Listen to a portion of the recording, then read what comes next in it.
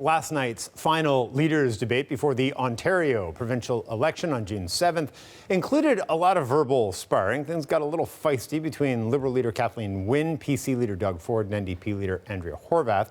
Just take a look at some of these exchanges.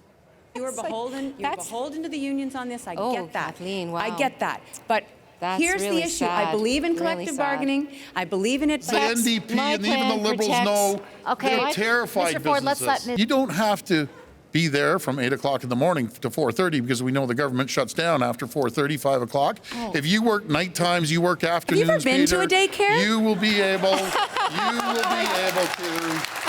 Apparently not. 4:30. I'm planning to go down to Queen's Park. That's our time, leaders. All right, one thing you did not hear very much talk about was fiscal responsibility and plans to trim the province's growing annual deficit and mounting accumulated debt. Now, that is all a very big concern to Don Drummond. He is, of course, a former chief economist at TD Bank. He's now a fellow in global public policy at Queen's University. He also headed the 2011 commission that looked into how to reform Ontario's public services and spending. And Don, no, they didn't talk a ton about either transparency or responsibility, but I wonder, put this into context for us. How do these campaigns and their approach to that responsibility, that fiscal transparency, how does that compare to previous campaigns? Well, I guess we compare it to that period from 2011 until 2017 with quite a bit of pain to everybody. The Ontario government clawed itself out of a very large deficit and got pretty close to a balanced budget by 2017.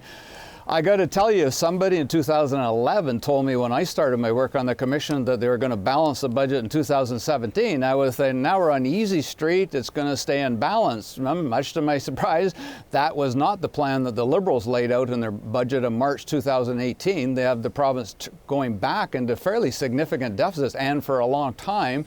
And in broad fiscal strokes, the measures are different, but in broad fiscal strokes, the NDP plan is fairly similar. Also fairly large deficits going out a number of years. Don't know what to make of the Conservative plan. If there is a plan, they say they plan to balance the budget by the end of the mandate, but so far the net impact of what they've announced is actually to increase the deficit, probably even more than the other parties.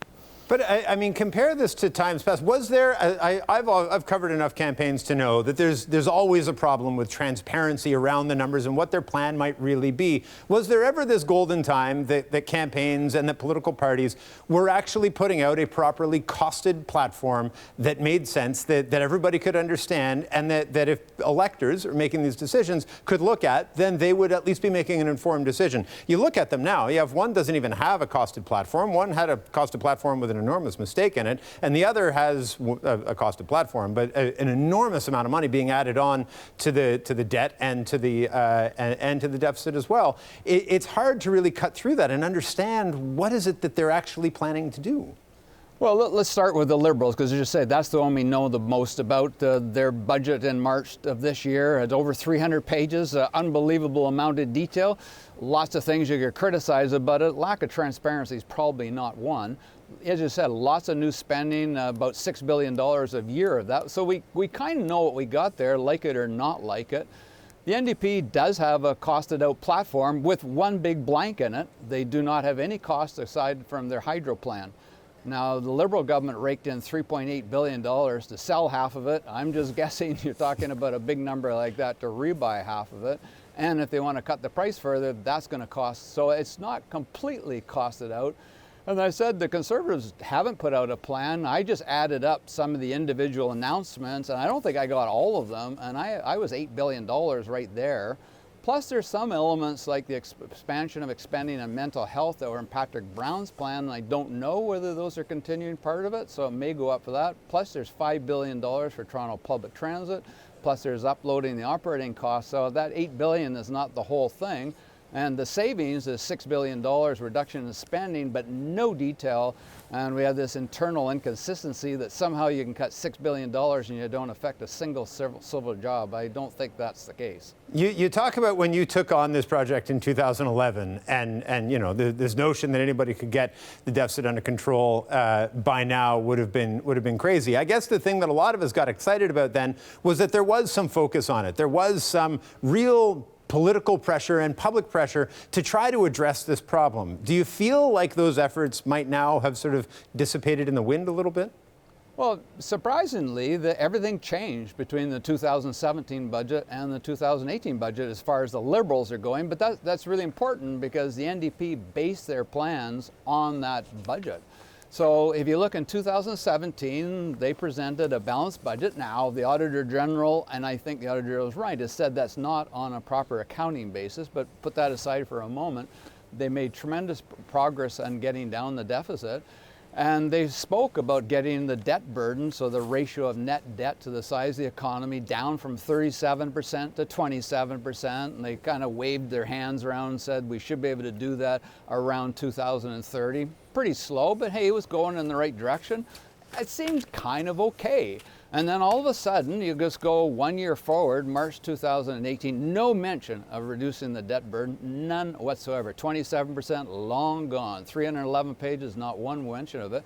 $6 billion in new spending back into deficits.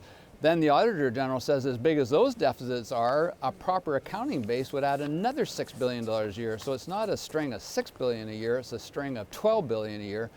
But that accounting difference of $6 billion has to be added onto the NDP plan as well. And if the Conservatives have a plan, they need to account for that as well, because they've criticized the Liberal government for not following the accounting conventions of the Auditor General. So they've all just got a big sea of red ink after having kind of clawed ourselves out of this problem.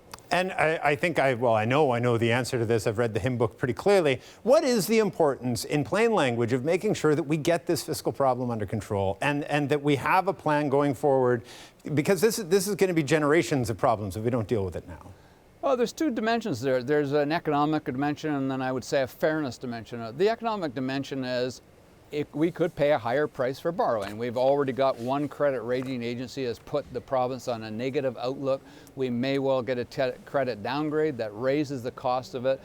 We're wasting money. So of every dollar you and I and everybody else sends to Ontario in our tax dollars, 8 cents of that goes to pay interest on the public debt. That's 8 cents out of a dollar that's not available for health, education, police, fire services, everything else we want. You might as well just burn it in the fireplace, really. It's to pay for things we've already consumed, not going forward. And then there's a fairness generation of it. We're passing a big debt load onto the future generation. We're consuming the assets right now, but we're making somebody else pay. And of course, the electricity play is exactly an example of that. Lower electricity prices today with the knowledge we'll raise them on somebody else in the future. And that's just plain not fair. It's not fair to the next generation.